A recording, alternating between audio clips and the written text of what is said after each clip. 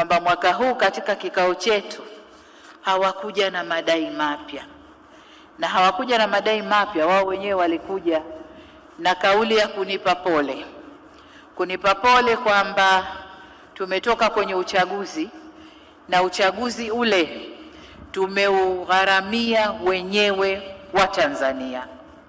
Kwa hiyo tumetumia kiasi kikubwa cha fedha ambazo tulikuwa tukikusanya huko nyuma. Lakini pia kama nilivyosema, kuna mabadiliko ya kisiasa na chumi za dunia ambayo yanaathiri pia uchumi wetu. Kwa nako huko tumeathirika kidogo, tunaendelea kujipanga. Lakini vile vile kwa bahati mbaya tumepata uharibifu wa mali zilizoharibika wakati wa vurugu Oktoba 25, lakini uharibifu wa miundombinu inayotokana na mvua kuwa kubwa.